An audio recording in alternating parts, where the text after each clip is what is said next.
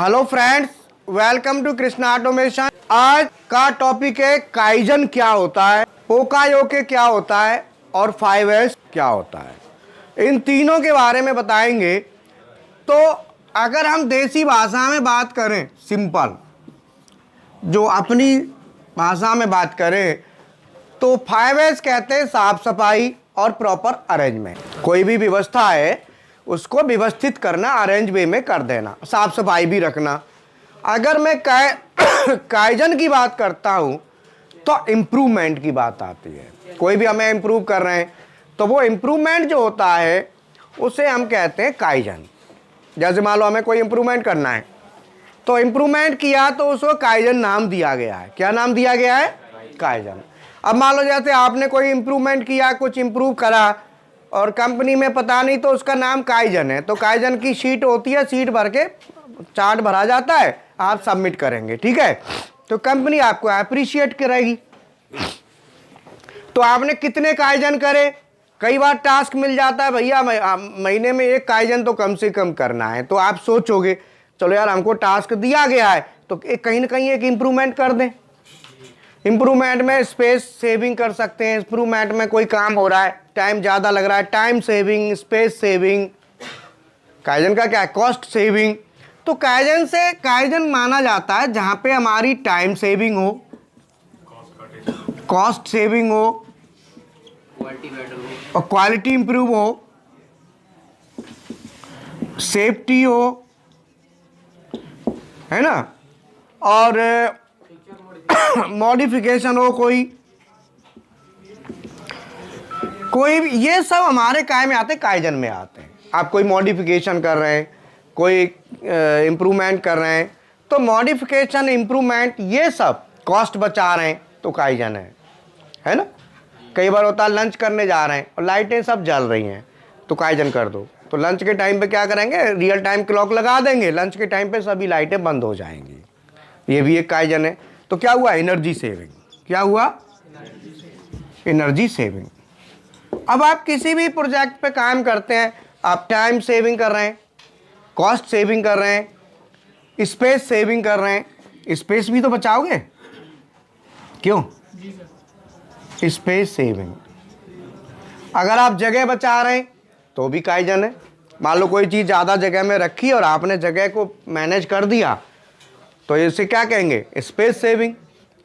तो ये सब काइजन्स होते हैं। समय की बचत हो, कॉस्ट की बचत हो रही है, क्वालिटी इंप्रूव हो रही है, सेफ्टी को लेके है, मॉडिफिकेशन है, कोई एनर्जी सेविंग है, स्पेस सेविंग है, ये सब काय में आता है? काइजन में। और काइजन का मतलब होता है काई और जन, KAIZEN, दो वर्डों से मिला के बना है। और काइजन का क्या मतलब हुआ? Change for better. काई माने चेंज, जन माने बेटर, चेंज फॉर बेटर। तो काइजन माने, काइजन का जो सीधा सीधा क्या हुआ? बदलाव के लिए, चेंज फॉर बेटर, अच्छे के लिए, चेंज फॉर बेटर। अगर आपको कोई भी चीज अच्छी करनी है, बेटर करनी है तो काइजन करेंगे। मतलब कुछ न कुछ सुधार करना, इंप्रूव करना, सुधार करना, ये सब काय में आता है? काइजन में आता है। बोलो काइजन क्लियर है? तो अलग अलग, अब काइजन आप तभी कर पाएंगे जब उसकी नॉलेज होगी। अगर आपको उसमें फील्ड की नॉलेज नहीं है, कुछ भी नहीं है, तो काइजन करोगे क्या उसमें? काइजन तभी कर सकते हैं जब हमको नॉलेज होगी, ठीक है ना। जैसे मान लो टूल चल रहा है हमारा, अब टूल की इंसर्ट है, एक कॉर्नर कटिंग एज 50 पीस निकाल रही है, आपने क्या इंसर्ट को चेंज किया, दूसरी इंसर्ट लगाई, 75 पीस निकलने लगे एज से, तो ये भी एक इंप्रूवमेंट है, काइजन है। बोलो अब क्या है काइजन? Change for better.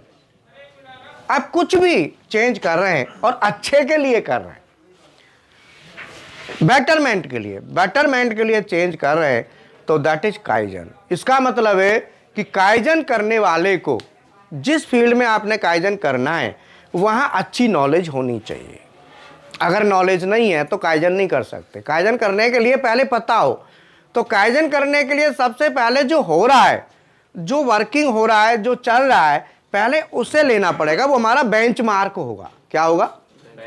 उस बेंचमार्क से आगे हमने क्या किया, उन दोनों का जो अंतर है वो काइजन है। अब बेंचमार्क है, इससे कितना अपग्रेड किया। मान लो आपने लंच आवर्स में इलेक्ट्रिसिटी की बचत की, तो एक उस आधे घंटे में कितनी बचत की, जो एनर्जी कंज्यूम हो रही थी उसको बचाया, कितना बचाया, वो काइजन में आएगा कि भाई इतना हमने काइजन में फायदा किया। वो काइजन की क्या है? स्केलिंग है। तो काइजन के स्केल के लिए हमें क्या करना है? पहले बेंचमार्क लेना है। बेंचमार्क से ऊपर जो इंप्रूवमेंट किया है उन दोनों का जो अंतर होता है वो काइजन का स्केल होता है कि भाई इतना हमने काइजन में किया है। ठीक है सर। अब काइजन टूलिंग में कर सकते हो, काइजन आपने कटिंग पैरामीटर्स में चेंज करके कर सकते हो। मतलब सीधा सीधा है, आप किसी न किसी रूप में कंपनी को फायदा दे रहे हो। सीधा सीधा देसी भाषा में बात करें तो कंपनी के लिए फायदा दे रहे हो, वो काइजन है। कौन कंपनी नहीं चाहेगी कि काइजन ना हो? क्योंकि कंपनी को फायदा हो रहा है। बोलो। लेकिन काइजन करने के लिए नॉलेज तो हो, आइडिया तो हो, आपकी सोच, आपके विचार, सोच तो हो। आप सोचेंगे ही नहीं तो काइजन होगा कहां से? इसके लिए सबसे पहले आपको डाटा कलेक्ट, जो करंट का डाटा है, प्रेजेंट में डाटा है, वो कलेक्ट करना पड़ेगा। प्रेजेंट की कंडीशन देखनी पड़ेगी। प्रेजेंट की कंडीशन जब आप देखेंगे, उसके ऊपर जो इंप्रूवमेंट होगा वो काइजन है कि इतना हमने काइजन किया। काइजन समय की बचत में किया, कॉस्ट में किया, क्वालिटी में किया, सेफ्टी में किया, मॉडिफिकेशन किया, कोई एनर्जी में किया, एनर्जी सेव करी, स्पेस बचाया, कहीं तो करोगे। काइजन करने के लिए सीधा है नॉलेज होनी जरूरी है। अगर नॉलेज नहीं है तो काइजन नहीं कर पाओगे आप।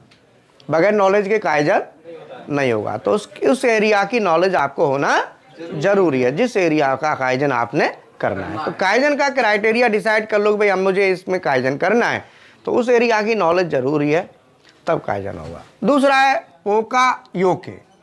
पोके योके कहते हैं, कोई कहता है पोका योके, है ना, एक ही चीज है। पोका योके का मतलब क्या है? फुल प्रूफ, फुल प्रूफ या मिस्टेक प्रूफ। मिस्टेक प्रूफ, इसका मतलब क्या है? गलती से भी गलती ना हो। तो पोकायोके, असली पोकायोके जो बनाया गया है वो सबसे ज्यादा काय के लिए बनाया गया है? ह्यूमन एरर डिटेक्शन या एलिमिनेशन लिख दो। Human error elimination. कई बार होता है हमको कोई पीस बिठाना है और बार बार हमको देखना पड़ता है कि भाई ये सही बैठा कि नहीं बैठा, तो कई बार हमसे गलती हो सकती है, उसे कहते हैं ह्यूमन एरर। मतलब पोकायोके का जो मेन कारण है वो ह्यूमन एरर को एलिमिनेट करना है या रिड्यूस करना है। जहां ह्यूमन से गलती हो सकती है, जो ह्यूमन बीइंग से, अब मैंने एक शिफ्ट में बता दिया कि भाई इसको ना पीस को सही ऐसे बिठाना है, अब उस बच्चे ने, उसने तो बिठा लिया, दूसरी शिफ्ट वाला आया, वो उसको नहीं बता के गया, पता चला कि उसने उल्टा लगा दिया पीस, सुई हो गया काम। तो इसीलिए अब आने का यार किस किस को बताएंगे बताओ, सीधा सीधा कोई ऐसा जुगाड़ कर दो वो उल्टा लगा ही ना पाए। क्यों जी? उल्टा लगा ही ना पाए। तो जो अरेंजमेंट है, एग्जांपल के लिए जैसे गेज आता है ना, तो अब ये नहीं, गेज तो गेजिंग करने के लिए होता है, पीस लगाते ना, तो पीस में दोनों एक तरफ एक जैसे दिखाई देती है, दोनों साइड हैं, लेकिन दोनों में माइनर अंतर होता है। हाँ, तो उसमें क्या है कि उस गलती को जो ह्यूमन बीइंग से, ह्यूमन बीइंग माने हम लोग काम करने वाले, हम लोगों से जो गलती अमूमन हो सकती है, एक से नहीं होगी दूसरे से हो जाएगी, दूसरे से नहीं होगी तीसरे से हो जाएगी।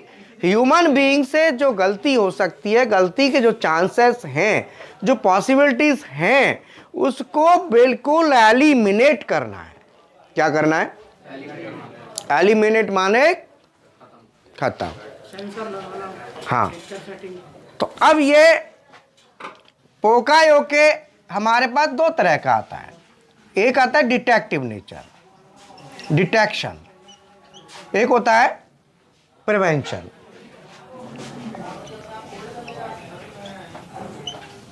एक क्या होता है?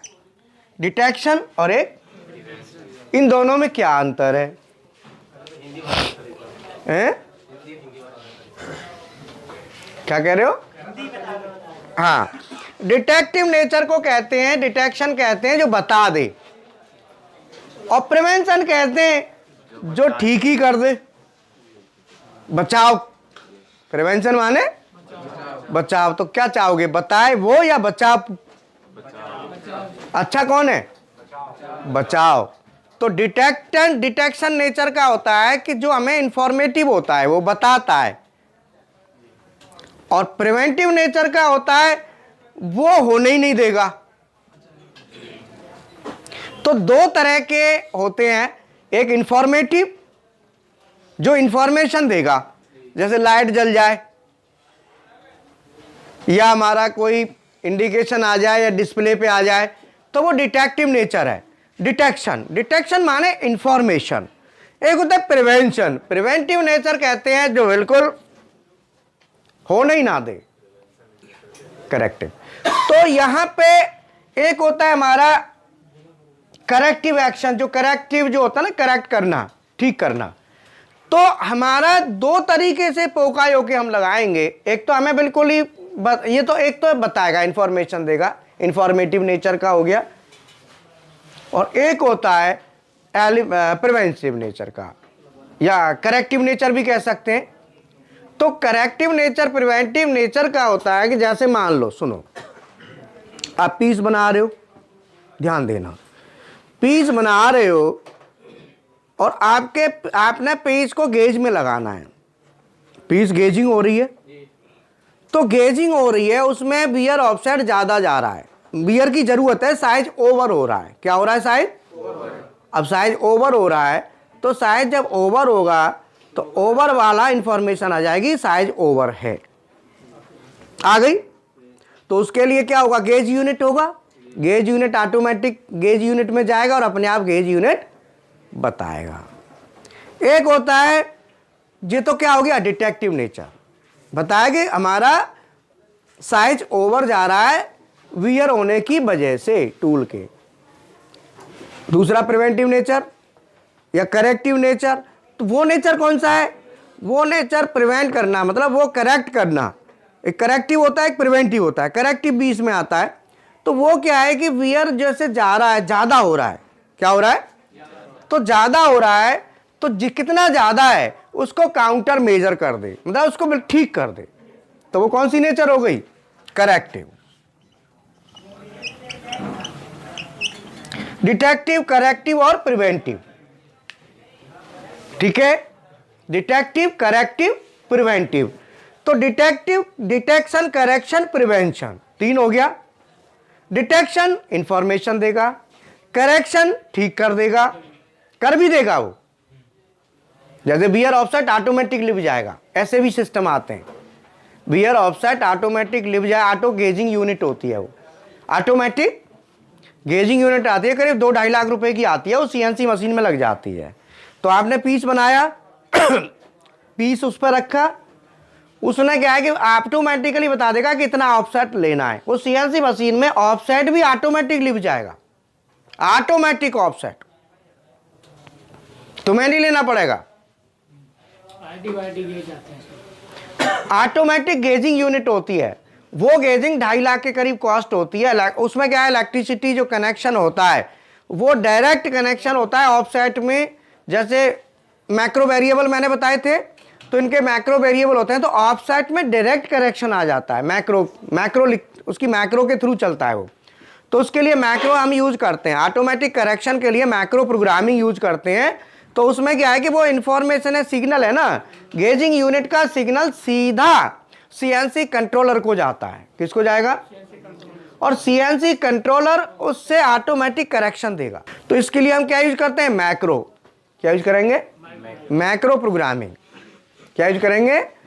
मैक्रो प्रोग्रामिंग यूज करेंगे।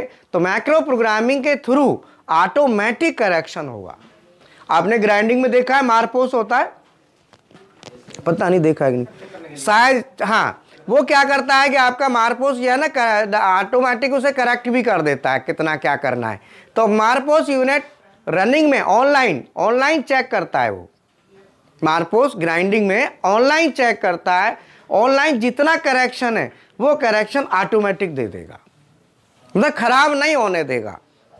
करेक्टिव नेचर में वो खराब नहीं होने देगा। एक होता है प्रिवेंटिव नेचर, वो खराब, ऐसा प्रिवेंटिव नेचर ऐसी जगह लगाया जाता है जहाँ पे चांस ही नहीं है, मतलब उस तरह का ऑप्शन ही नहीं है। तो हर एक की अपनी अपनी जगह होती है। प्रिवेंटिव नेचर में मान लो आपने लगा दिया कि यहाँ पे ये प्रॉब्लम अमूमन होती है, आपने ऐसी कोई चीज़ लगा दी जो बिल्कुल ही पिन वगैरह लगा दी, जैसे हम कोई भी चीज़ फिट करते हैं, पता चला वो थोड़ी सी इधर भी उधर भी हो सकती है, तो हमने क्या करा वहाँ पे कोई स्पेशल पिन वगैरह ऐसी दे दी जो प्रिवेंटिव नेचर का हो गया। अब उसमें गलती नहीं हो सकती, गलती से भी गलती।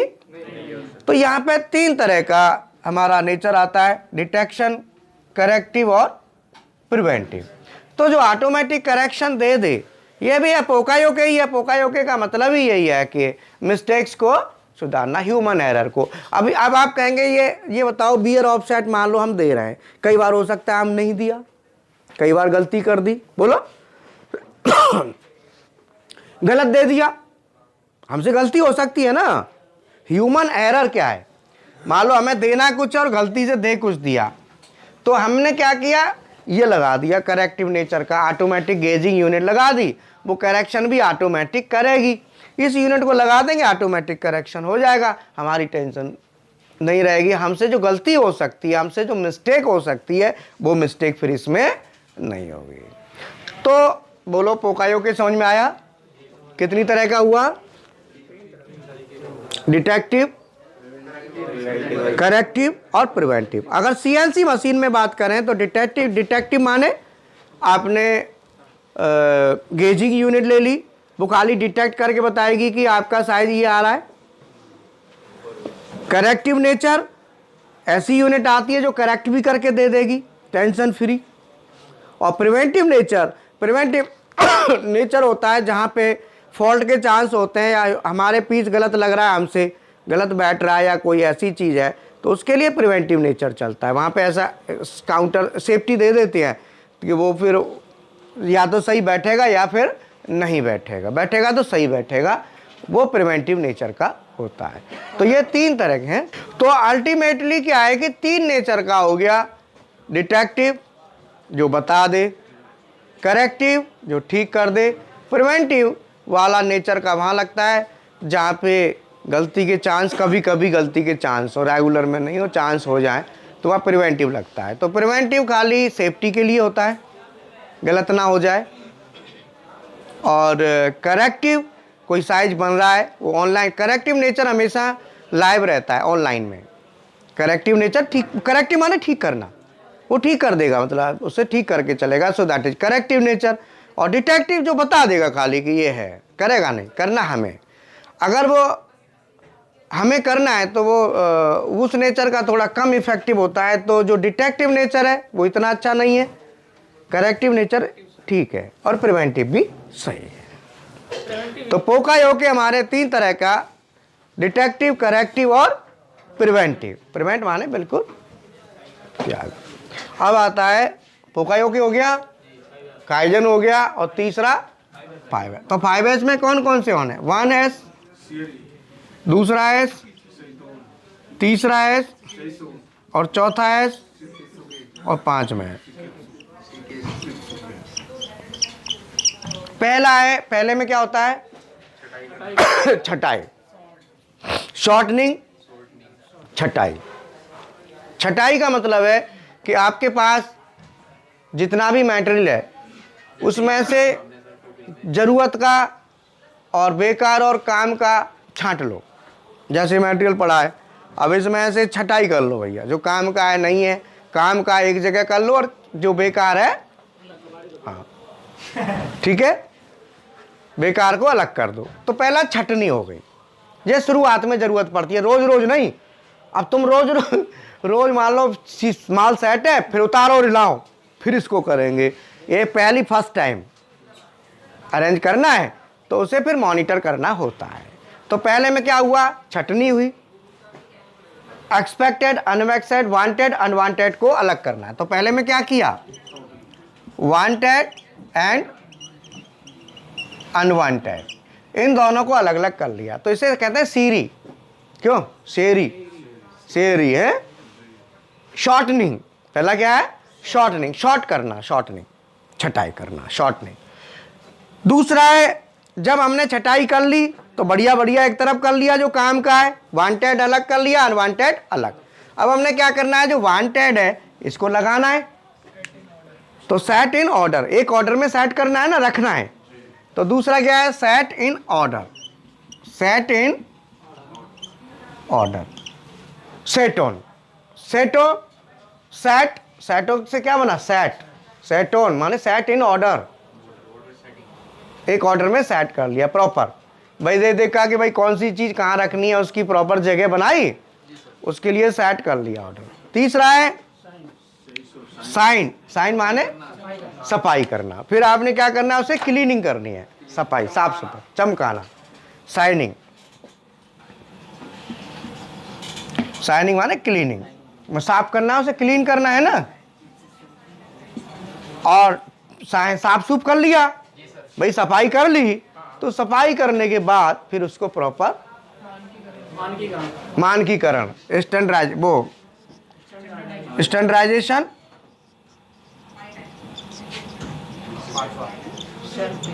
और सेल्फ डिसिप्लिन।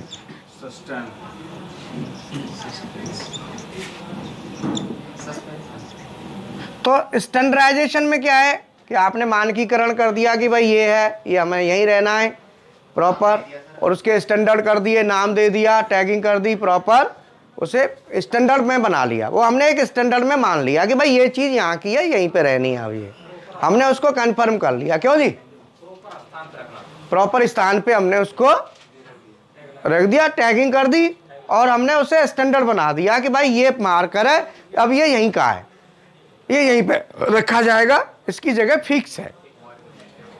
फिर आता है सेल्फ डिसिप्लिन, इसको क्या कहते हैं, सस्टेन, है ना। सेल्फ डिसिप्लिन का मतलब क्या है कि फिर हमें वो बना के रख दिया, सब कुछ है, बाद में कुछ ना कर रहे फिर, तो वो सेल्फ डिसिप्लिन में आता है। सेल्फ डिसिप्लिन का मतलब हमें खुद में एक डिसिप्लिन वे में रहना है, डिसिप्लिन में रहना है, हमें खुद उसको जैसे हमने मेहनत करी है उसे कंटिन्यू करना है। क्या करना है, कंटिन्यू करना है,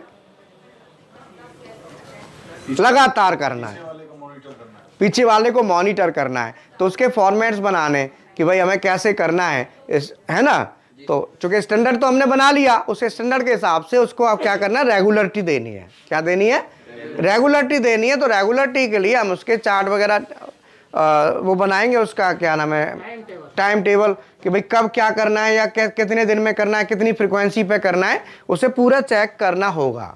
चेक नहीं करोगे तो फिर अस्त व्यस्त हो जाएगा। बोलो, चेक नहीं करोगे तो क्या होगा, अब टैगिंग करी नहीं, सामान रखा है, अब पता चला सब मिक्स, अब पता चला कौन सा कहाँ है, पता चला यहाँ का सामान वहाँ है, क्योंकि टैग तो है नहीं।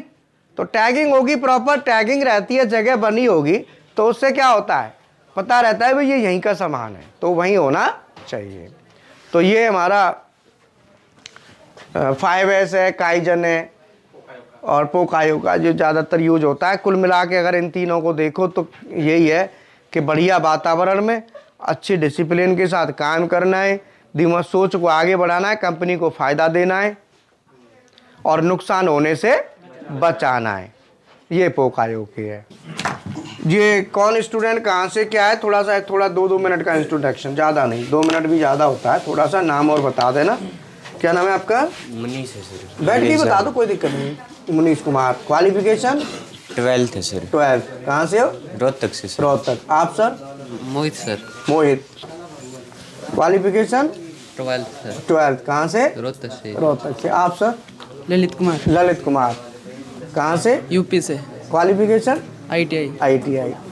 आप सर? मेरा नाम सुरेंद्र कुमार, मैं पीलीभीत से, यूपी। पीलीभीत बरेली। है ना। क्वालिफिकेशन ITI है सर। ITI आगे दे दो। क्या नाम है सर आपका? Himanshu Kumar, Himanshu. Qualification ITI sir, ITI। कहाँ से हो? बिहार से। बिहार से। आप बताओ सर। तो रोहित कुमार, रोहित कुमार। बिहार से। Qualification diploma, diploma. बिहार कब से। किया है? 2020 20 में। बिहार से है ना। जी। चलो नेक्स्ट। लक्की लक्की। आपकी क्वालिफिकेशन ITI का रखी है सर। ITI कर रखी है। जी सर। बढ़िया। कहाँ से हो? Sir UP Bijnor. बिजनौर से। बहुत जी। बढ़िया सर। आप? आकाश आकाश। ITI ITI। कहाँ से हो? कन्नौज यूपी से। कन्नौज यूपी। बहुत बढ़िया मोहम्मद गफरान सर। है। मोहम्मद गफरान मोहम्मद कुफरान। ITI ITI। कहाँ से हो? दिल्ली से सर। दिल्ली से। कल मैडम आप ही की पूछ रही थी। हाँ दे दो। जनार्दन यादव। जनार्दन यादव। हाँ जी। कहाँ से sir? Deoria UP. Deoria UP. Qualification diploma. Diploma. Shiva Yadav. Shiva Yadav. Yes. कहाँ ITI से? आजमगढ़। आजमगढ़ यूपी से।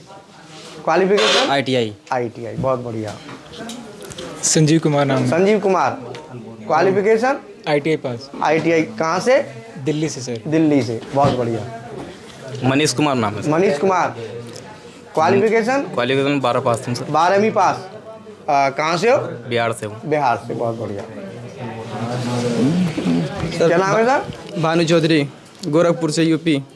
गोरखपुर यूपी से। जी। क्या नाम है? भानु चौधरी भानु चौधरी। जी। बहुत बढ़िया sir. High school. High school high school. जी। केवल हाई स्कूल है। बहुत बढ़िया। आगे हरिहर माझी। हरिहर माझी। हैं जी?